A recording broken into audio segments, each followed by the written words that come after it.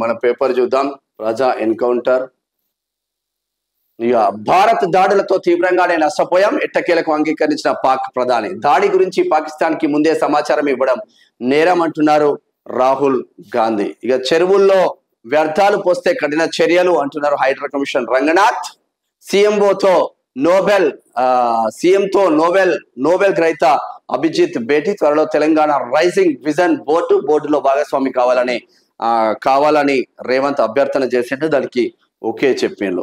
ఇది ఇట్లా ఉంటే మెట్రో ఛార్జీల పెంపును పరిశీలిస్తా, వాళ్ళు పెంచి వసూలు చేస్తా ఉంటే పరిశీలించుడేంది. ఇంకా త్వరలో కొత్త రేషన్ కార్డులు పంపిణీ. హైదరాబాద్ అభివృద్ధిపై సమీక్షించిన మంత్రి పొన్నం. రాజకీయాలకు అతీతంగా అభివృద్ధి కేంద్ర మంత్రి కిషన్ రెడ్డి. ఇక సముద్రాన్ని తలపించిన చారిత్రక సన్నివేశం కరీంనగర్ సింహ గర్జన. ఇక అప్పటి ముచ్చట్లు ఇప్పుడు చెప్పుకోండి. ఇక ఆపరేషన్ సింధు సైనికులకు సెల్యూట్. తిరంగా ర్యాలీలో మాజీ ఉపరాష్ట్రపతి వెంకయ్య నాయుడు నిన్న చేసిన వ్యాఖ్యలు. ఇక ఇది ఇట్లా ఉంటే ఒకసారి ప్రజా ఎన్కౌంటర్ పేపర్ లో ప్రజలు రాసే ప్రజా వాయిస్ ఎట్లుందో ఒకసారి చూసే ప్రయత్నం చేద్దాం.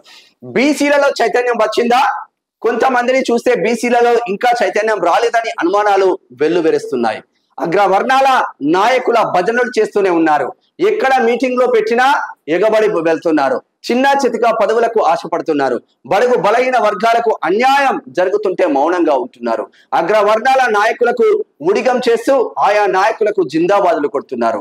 అన్ని రంగాలలో అగ్ర కులాలదే ఆధిపత్యం చెలాయిస్తుంటే అణగారిన ప్రజలు మాత్రం ఇంకా ఉచితాల కోసం ఆశపడుతున్నారు. ఇప్పటికైనా సబ్బండ కులాలు మేల్కొని బీసీలకు జరుగుతున్న అన్యాయాలను అక్రమాలను నిలదీసినప్పుడే బీసీల బ్రతుకులు బాగుపడతాయి. బీసీలు రాజ్యాధికారం అందుకున్నప్పుడే ఇన్నాళ్ళు చీకట్లో మగ్గుతున్న వర్గాల్లో వెలుగులు నిండుతాయంటూ రమేష్ గాన్లా జబర్దస్త్ గా రాసిండు. కాబట్టి బీసీ నాయకులలో అనుచితి మాత్రం ఏర్పడ్డది. ఏ బీసీ నాయకులు ఆర్ కృష్ణన్న బీజేపీలో ఉన్నాడు, జాజుల శ్రీనివాస్ గౌడ్ పోరాటం చేస్తుండు, ఆర్ కృష్ణన్న పోరాటం చేస్తుండు, తిన్మార్ మల్లన్న పోరాటం చేస్తుండు.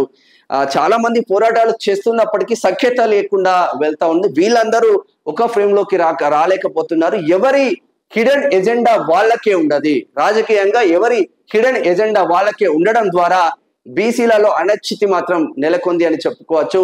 ఒక బీసీ నాయకుడిని నమ్ముకొని కొందరు బీసీ నాయకులు వెళ్తా ఉంటే వాళ్లకు అటు ఇటు గతిలేని పరిస్థితి కూడా ఏర్పడ్డది చాలా పార్టీలలో. ఎందుకంటే వాళ్ళందరూ పార్టీలకు అతీతమై ఉన్నారు.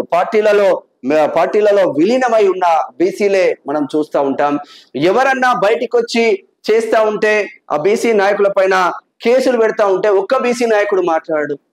చాకల ఐలమ్మ ఉంది. చాకల ఐలమ్మ ముని మన్మడు చనిపోతే ఒక్క బీసీ నాయకుడు పోయి పరామర్శించలే. ఏడుంది బీసీలలో చైతన్యం? అలా కుటుంబ సభ్యులు నాకే ఫోన్ చేసి ఏడ్చిళ్ళు. అన్న ఒక్కరు రాలేదన్న కనీసం బీసీ అనేది చెప్పే ఒక్క నాయకుడు మేము బీసీ కాదన్నా, మేము సాకులలో బీసీలం కాదా అని వాళ్ళు బాధపడుతున్న పరిస్థితులు. ఎవడు పోయిండు? చనిపోయినప్పుడు పోవాలి కదా, పాడే మొయ్యాలి కదా.